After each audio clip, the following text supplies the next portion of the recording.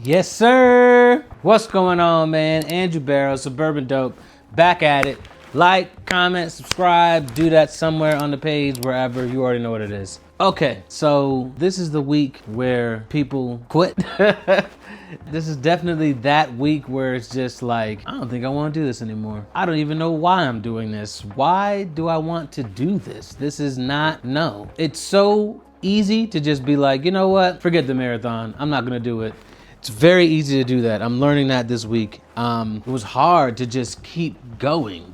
The weather sucks. I mean, you hear it's raining right now. It was raining all week. It was a silly week, and I still went out there, still ran, still did what I had to do. No excuses. Run your own race. You know, it's hard to keep going when you feel that way. It's like, damn, why do I want to do this? Like, at some point this week, I definitely hit like a mental block too. Like, during one of my runs, I kept stopping.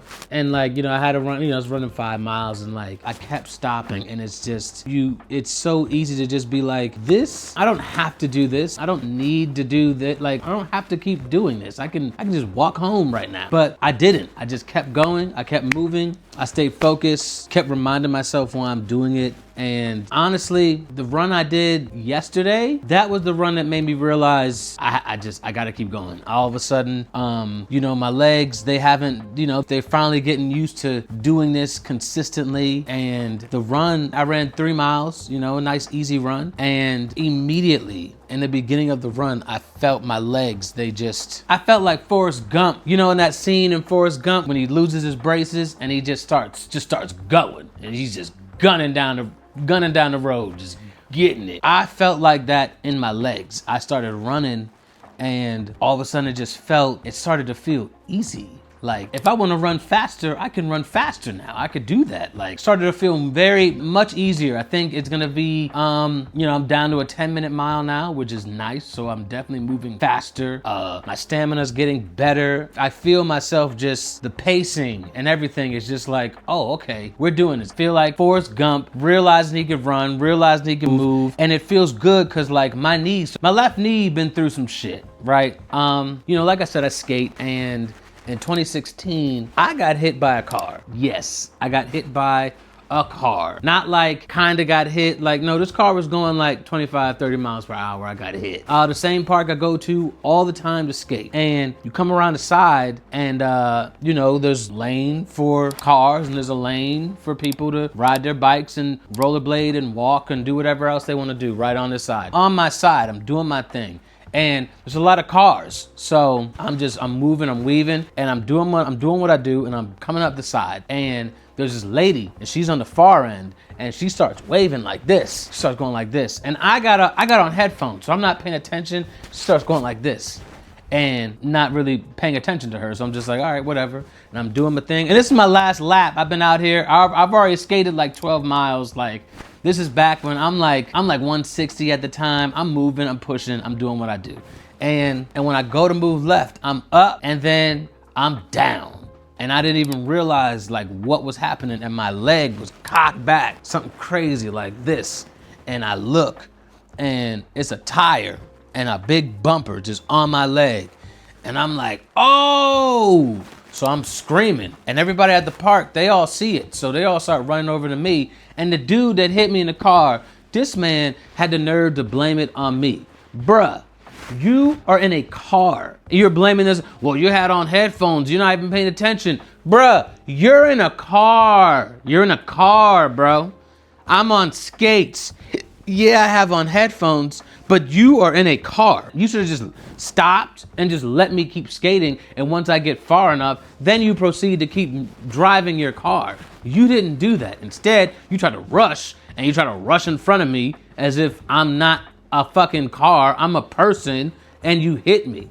So when he hit me, my leg, my knee, I didn't feel it immediately at first. It was like, okay, like they were like, do you want to go to the hospital? Everything. The ambulance came, all that. I was like, no, I'm good. I'm not paying for that ambulance ride. I'm not doing that. No, I don't need to go. So I got home, I showered, and as soon as I got out the shower, immediately my knee was like, whoop, and I was like, okay, I need to go to urgent care. So I drive to the urgent care. I'm like, look, I got hit by a car. The guy's like, hey, look, you got fluid all up in your knee. Your knee's not broken. It's not broke, but you are definitely going to be, it's not going to be the same. So I'm like, oh, he says, hey, you want to go to the doctor? And I can set you up an appointment. So I get the appointment for the doctor, and my knee absolutely killing me.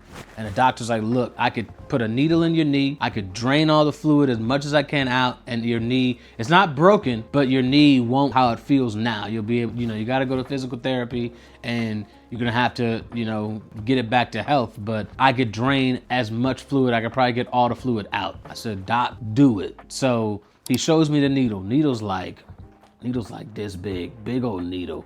And I'm like, oh my gosh.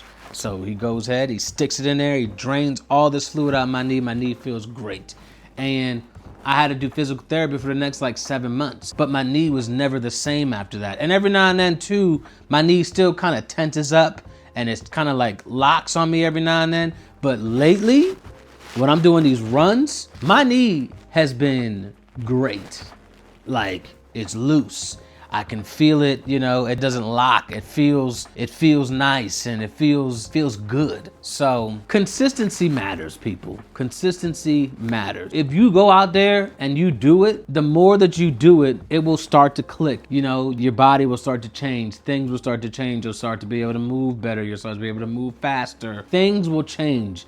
If you're consistent, you have to stay consistent. That is the main thing I realized this week is consistency, consistency, consistency. You can come outside, like I tell my son, he's also been doing these runs with me, and look at this beautiful day, and we're running out here. My son wanted to run with me today, but he's literally all the way back there. Can't even see him. You literally can't see him at all. What is the point of him saying he wants to run if he's not gonna run? You get what I'm saying? As long as you're out here and you're moving, that's all that matters. You just gotta move. You gotta move the body. It don't matter about time. It don't matter about speed. You just gotta get out here and move. This man walking. 10 years old. Boy, lazy. He is just not pushing. He's not working. He's not doing what he should be doing. And I told him the other day, I said, if you're not going to be consistent out here, you will never change. It will never happen. You have to be consistent. So take that this week. Run your own race. Consistency matters. And do not quit. Whatever's going on in life, don't quit. Keep going. I'm Andrew Barrow. Peace.